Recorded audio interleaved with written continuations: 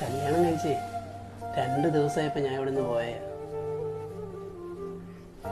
ഓൺലൈനിൽ കൂടെ അല്ലാതെ നീ എനിക്ക് ഇതുവരെ ഒരു വന്നിട്ടുണ്ടോ? പിന്നെ എന്തോ